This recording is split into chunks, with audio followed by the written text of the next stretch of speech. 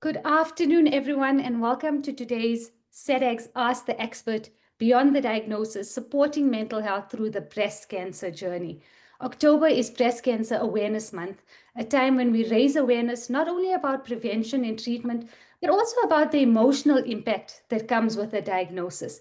A cancer journey can affect every part of a person's life, how they see themselves, how they relate to others, and how they find strength in difficult moments.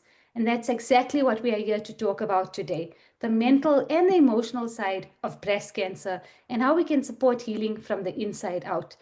Today, we are joined by two incredible guests. Dr. Louisa Albertine, a compassionate general practitioner who has supported many patients through their breast cancer journeys, and Pumla Sokri, the dedicated SADAG's mental health support group, who is a dedicated leader for SADAG's mental health support group for breast cancer.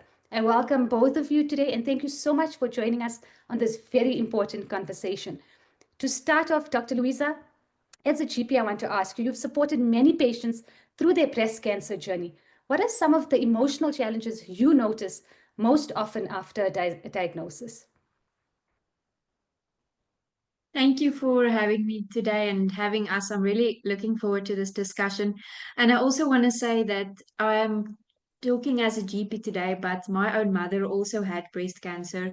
So there's also a bit of a personal, journey that we've walked as a family. And I think just to keep it short, when you as a doctor have to break the news to a patient, it is always interesting how people react differently and also how the whole family reacts differently. The patient reacts like this, the husband like this, the kids like that. But the main things that I see is that some people are in denial. So when you tell them, you just give them short and sweet, and then you just leave it at that because it's such a big shock. And the other thing is that they, shock, but also thinking that this is a death sentence, which luckily we know the prognosis nowadays and early detection that saves lives. The breast cancer prognosis is good nowadays. And I think the other thing is why. Patients ask, and Pumla, I think you deal with this a lot. Why me? Did I do something wrong that this is happening to me? And then that is a diagnosis, but later on, we also see where they come in with depression, and maybe the family presents with depression from this whole journey that lies ahead for them. That's the big things that I see at diagnosis and later on. I suppose hearing those words, you have cancer, can be, can completely change how someone feels about their body and their future. And those emotions of fear and uncertainty and grief can linger long after even their physical treatment begins. Pumla, you've been alongside many women during those early stages, when the shock is still fresh. What have you learned about the emotional reality of living with breast cancer that people on the outside might not always see? Hi, thanks for the question. Like Dr. Louisa is saying, it is so different how each person reacts, and there's no one way, and there's no one expectation of a certain person, just being open and or openly emotional about it. Some people close up and they want to be alone to process the whole illness or learning about the illness internally. Some people are overwhelmed. They cry and like Dr. Louisa is saying, they think it's a death sentence. They think, oh my goodness, I'm gonna die. This, one particular lady, she and her husband thought, oh my goodness, you're gonna die, I'm gonna die, and it is overwhelming. So, but in saying that, I've met brilliant, very strong ladies who came from a background of being very centered in who they are, and they come out saying, okay, I've detected this early on, and I'm going to face it, and I'm going to do what I need to do, go to the doctor and take all the steps that I need to take, get the support I need to take.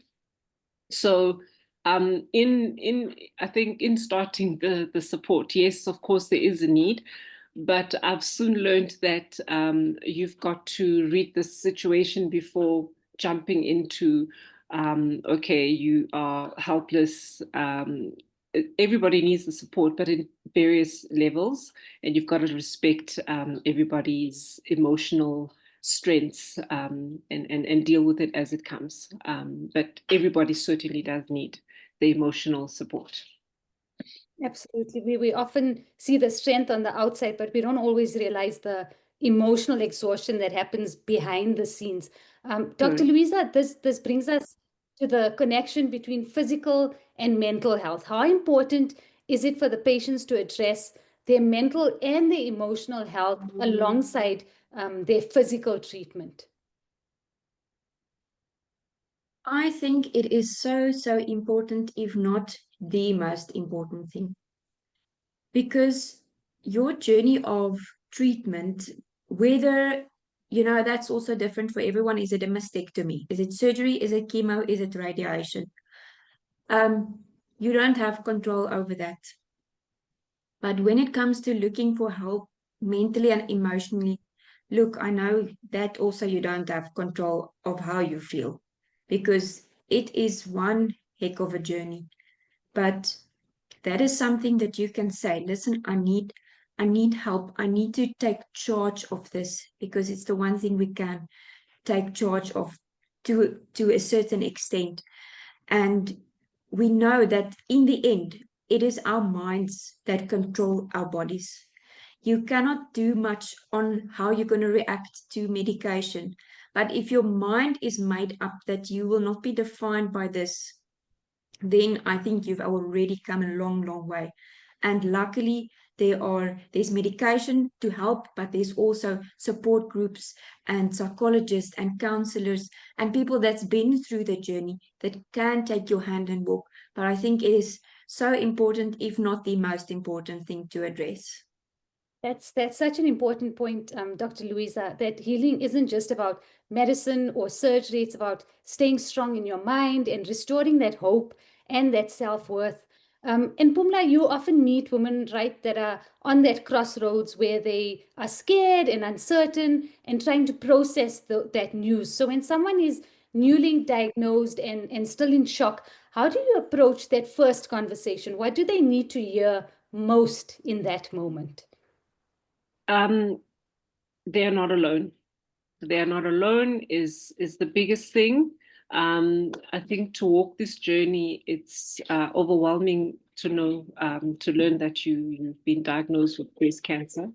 But on the emotional side, knowing that you are on this journey with people that love you, that care about you, that are not there to solution for you, because as the doctor is saying, there's various ways of treatment. Obviously the doctor does the guiding there, but on the emotional side, you want to know that the people that are there are not going to be sidetracking you or trying to give you their opinions of what should work or what shouldn't work.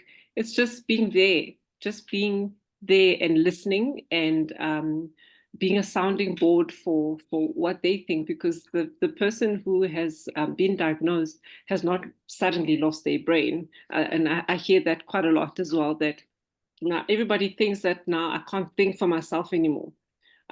Just be there and listen, and be a friend or a partner, That's or such a compassionate approach. Yeah. Sorry to cut you off, Pumla. Yeah. I was saying that's such a compassionate approach. Meeting someone where they are emotionally must make such a difference. Dr. Louisa, that empathy that you both talk about is something we often wish could be part of every medical consultation. What role do you think healthcare professionals can play in helping patients feel emotionally supported, not just medically treated? I think number one on the list, as you both have said, is empathy. And then, as Pumla said, that they don't feel alone. It is so important, I think, for every link in the healthcare provider system, from the GP to the oncologist to the surgeon, that that patient feels that it's a safe space for them and they are free to ask questions at any time, whether it's on email or if you give your cell phone number to patients. Um, that is the most important thing. And I think the other thing is that it is important to educate the patient so that they know what to expect from treatments. My mom said also she thinks if she knew everything, she might not have done the whole treatment, but to an extent, you need to prepare the patient. It's not going to be, moonshine and roses. Um, be real and honest. And I remember so beautifully with my mom when she was in hospital for, I can't remember what, because she was in hospital many times, but the oncologist said so beautifully that he is just the instrument in her journey, and he is the instrument from God. And in the end, as all the healthcare providers, we can do what we can, but just to be there, be a sounding board, educate, be real. We don't have all the power in our hands, no, but they must know it's a safe space and that you'll be there for them, whether it's the GP helping out with a drip um, during the process or whatever, just be there for them, even in the smallest things. Exactly. I think that emotional support should be seen as part of treatment, not separate from it. And I think that's something we see so beautifully reflected in community spaces like support groups. And Pumla, your group brings together women from many walks of life. How do you create that sense of connection and trust among women who feel like their struggles are unique? How do you create that connection amongst them? Um, so I've found that women, some women like their space, and I think I mentioned it before. So to meet them where they are is crucial. So don't push them into participating in a discussion. Allow them to give as much as they want or as little as they want, because then they themselves come to that space of trusting that this is a space where they can share their feelings, because all we're doing really is allowing them to offload how they've been feeling in a safe space. Journaling, yes, is part of it and helps, but when you share your feelings with other people that understand and empathize with your journey, that creates a sense of belonging and feeling like, okay, I really am not alone. Yes, we can tell you you're not alone, but now you actually see that you really are not alone. And there's a myriad of people and myriad of examples of people who have experienced things, yes, in different ways, but it's all part of this journey that they're on, and it's not the end of the journey. It's just a part of the life that you're here for. That's so powerful what you said, Pumla, that idea of shared stories can create belonging, but also healing. And sometimes Yeah. knowing that you're not alone changes everything. Dr. Louisa, you've mentioned so many times how important family and caregivers are in playing such a big role in that circle of support. So, can you tell us how families and caregivers can better support a loved one who's going through breast cancer? Mhm. I think the biggest challenge there, especially if you're an empath, so I'm preaching to myself here, is that as a family, as a caregiver, you're not going to have all the answers. And you cannot, can I say, take all that pain and suffering on you to make it better for somebody else. But obviously, you go through the motions a lot, just like the patient.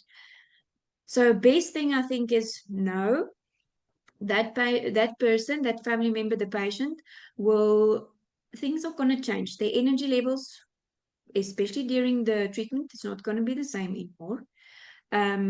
Be there for however they feel. If they want to sleep, let them sleep. If they want to have this to eat, let them have that to eat. Do not walk away. Pumla, I'm sure you know many stories of partners that couldn't handle the diagnosis and walked away. I think that is the worst thing. That person must know till the end you are there with them, whatever the outcome may be, and just so that they're not alone, as we've said so many times now, and support them and know that I think their lifestyle is going to change. It is, but, and we'll chat about it later, in the end, it's life that matters. So just be there with them through the seasons and also look after yourself. Because if you're not okay and strong, as best as you can be, it's difficult to support somebody else. Yeah. I think what I'm hearing is it's such a balancing act, right? Wanting to help, but not to overstep, and then learning to listen rather than fix. And I think beyond family, Pumla, many women want to find, many women do find a second family in that community around them, right? So, what does the role of community, both in person and online, play in helping people heal emotionally from breast cancer? It is so crucial. I think the first thing is open communication. Recognizing that you do need community. I've Fortunately, the women that I've met have all been speaking so well of their partners where they are married, or their home life. There's not been, I've heard of, one or two cases where, people are isolated in the illness. But in most cases, I can say that the community actually came through.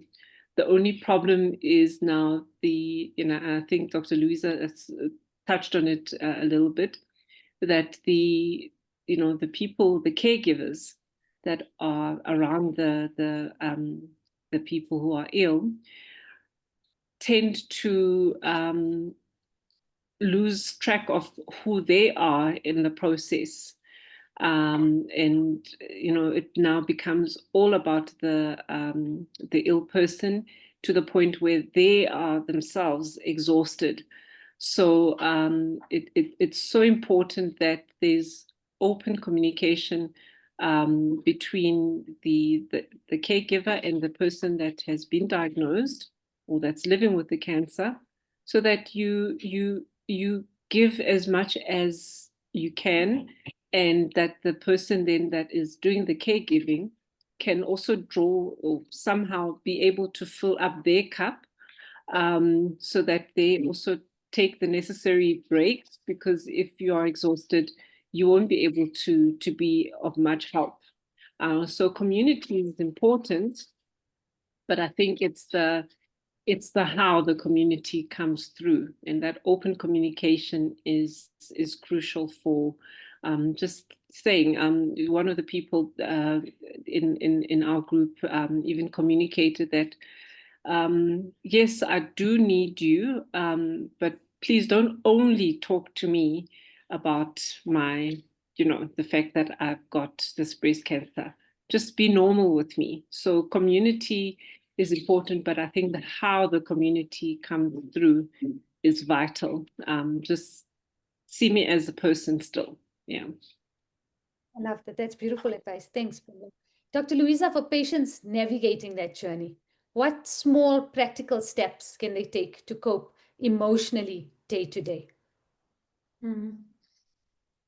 Take it day by day. There's so many uncertainties in this journey that I think you need to take it day by day and look for the beautiful in every day, the beauty in every day. Pumla actually said something now that I can add here, is that don't let that define you. Don't let it be the only thing you talk about and about people. Just do normal life things as well. look, you're not always going to feel like doing it. And you're definitely not going to feel on day one or even in the first week like a warrior, and you're not going to stop fighting. It's almost like a mourning process. It's shock, it's denial, then it's anger, depression, asking why, asking God or whoever you believe in, why me? But then when the acceptance kicks in, make up your mind. You are going to be strong. You're going to fight this. And look after yourself. I know that is not always easy. You're not going to always have the energy, but try and look after your body the best you can in eating healthy and doing some, maybe just walking. Does the mind good. You're not going to have energy to do intense training or anything, but try and look after yourself best that you can. And then lastly, I would say, speak to people who has been through the journey themselves. I think those cancer survivors, and not only the woman having cancer, but the partner can speak to the partner about how they experienced it, because it's the whole family that is involved. That's such beautiful practical advice. And I think even just simply allowing yourself to rest can even make a world of difference. And for those Yes. wanting to connect with others, your group has been such a lifeline for many. Can you just tell us a little bit more about your support group? Who's it for, and how can people join? Our support group is for the afflicted as well as the caregivers. We've actually even got a 15-year-old child in the group that wanted to be there for their parent. So it's open to family as well as the person that's experiencing that's going through the journey. And so what was the other question? You How can people reach out to you? How can they join it? Yeah, so my details are on the SADAG website, I believe. There is one change, however. We used to meet on a Wednesday. We now meet on a Saturday, the last Saturday of every month, at 9:30 in the morning, and I'm available on WhatsApp. We also have a link on I think the church's website, where people can reach out. And then we also, I think we've put out a few posters as well in some hospitals. So if people connect to the hospitals around the northern suburbs, Randburg, those areas, they would be able to find us. And we operate from a church called the Barn. The Barn is a church in Bosgrain, and that's where we meet on a Saturday morning. That's wonderful. Thank you, Pumla. Having that safe, non-judgmental space to talk and share is invaluable. Dr. Louisa, for anyone who may want to reach out to you or learn more, how can they connect? How can people reach out to you or connect with you if they'd like to learn more or seek guidance? So also on my Facebook page, there's all my details and the address where the practice is, but I'm actually not far from Pumla. I'm in Yaxkay Park. At the GP practice of Dr. Holiday and Venter, and I use the same rooms to see patients in the My Sexual Health practice. So it's here in Randburg, in the northern suburbs of Johannesburg. Go to Facebook, the details are there, or Google. Thank you, Dr. Louisa. It's so reassuring to know that there are healthcare professionals who truly see a whole person and not just an illness. Before we're going to say goodbye, we'd like to take some audience questions. We have had a few audience questions that came in. We have one here that says, I find myself grieving the person I used to be before cancer. The energy, the confidence, even the way I looked before. How do I come to terms with these changes and start feeling like myself again? And I'm actually going to pose this to both of you because, Dr. Louisa, I'm sure you find this with your patients that come to you. And then Pumla, I'm sure you find this with the ladies that come to your group as well. Who would like to go first? Who would like to answer this? Pumla, you? How do I start feeling like myself again? Yeah. I think firstly, oh, now I'm just reminded of another story of a lady Yeah. who was actually encouraged by her own child, because she also, she had a mastectomy. So she's not the same anymore. Our bodies define who we are. When we say we're women, we've got the features of a woman, and they include two breasts. And one breast being off makes you feel like you're less of a woman. And the the lady actually had to draw from her own faith in this case. But it's essentially, I can sum it up as, you are more than your body. Your heart defines who you are. Before maybe you had two breasts. Now having one doesn't make you less of the person that you are, because the rest of your body, especially once you've gone through the full healing process and the cancer is completely removed, you've got a chance to do and act, and your brain functions in the same way. There is not one thing that defines who you are, and you cannot define it as a part of your body. Your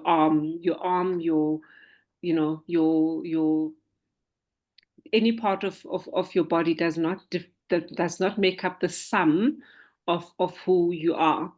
And so as long as your brain can function and you are able to move and drive and do other things, you can still be the best version of yourself. That's beautiful. Thank you. Thank you, Pumla.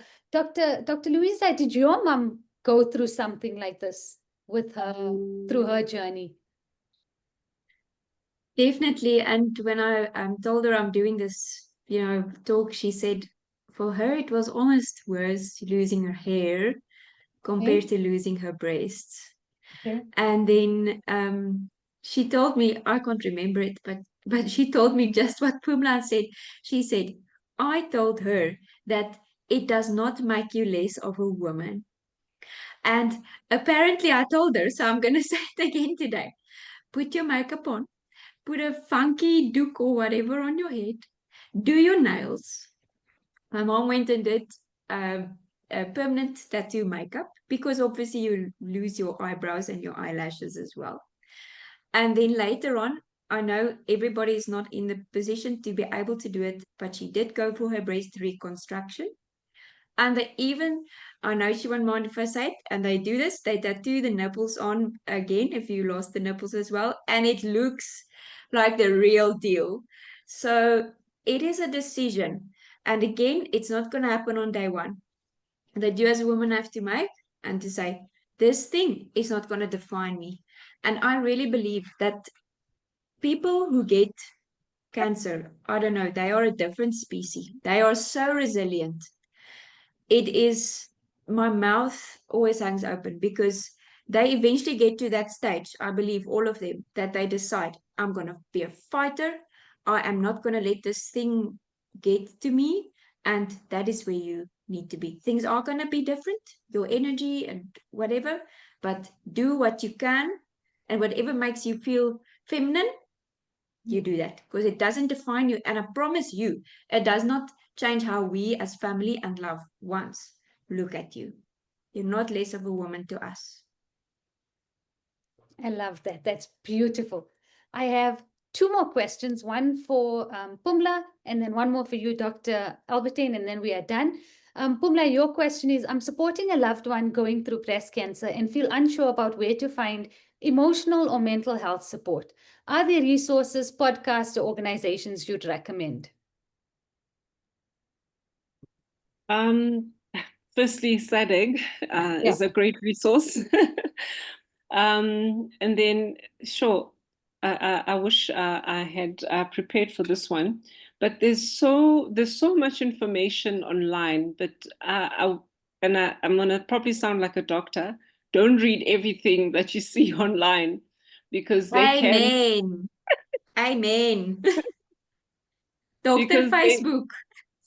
Dr. Facebook is not always going to tell you the truth. So I think go to reliable sources. Go to sources that are either vetted by, the doctor that's giving you treatment. Go to, resources in your local, like us being, being a support, offering support now, at the church where I serve. We also don't have all the answers, but the partner that I work with is a qualified doctor, GP, and is able to assist as well. So I think go to reliable sources. There's many podcasts out there, and some of them can be misleading, and rather be safe and seek help from your general practitioner or from the people, the oncology unit. I would say go to hospitals and get your resources directly from there. Thank you. Thanks, Pumla. And then Dr. Albertine, last question for you. I'm currently getting treatment and feel anxious all the time about my appointments, my recovery, and the future. The anxiety is exhausting, and I think I might be depressed. What should I do? Is this normal? I want to say first thing, it is normal. It really is. This is like a grieving process you're going through. But to make it short and sweet, talk to your healthcare provider, your doctor, your psychologist. And honestly, there's no shame in going on medication to help you. Even if it's just temporary, I want to say this, there's so much stigma about antidepressants, which I wish I can flush down the toilet, but the patient and the family, it is okay. You're not going to get addicted to it. It will help you. Just take the edge off a bit and increase the feel-good hormones. Even if it's just for 6 months and you get off it, it really is okay. So please reach out to your GP as usually the first stop, or your psychologist. And it's a team approach. You probably see a psychologist and your GP to help you. It's normal to feel like that. I think that's a brilliant way to end our discussion today. Today, I think together we can break that silence, reduce that stigma, and remind everyone, every survivor, that there is hope, there is help, and there is healing. We can heal our body, our mind, and our heart. Thank you so much, Dr. Louisa. Thank you, Pumla, for sharing not only your expertise, but you truly have shared your hearts with us today. Today's discussion reminds us that breast cancer is not just a physical battle, it's an emotional and a mental one too, and no one should have to face it alone. To everyone watching today, if you or someone you know needs help, please remember SADAG is available 24/7 on 0800 567 567. Any information you may need is available on our website, www.sadag.org. Thank you so much for joining us today. We wish you well on your recovery. Thank you so much and see you soon. Bye-bye. Thank you. Bye.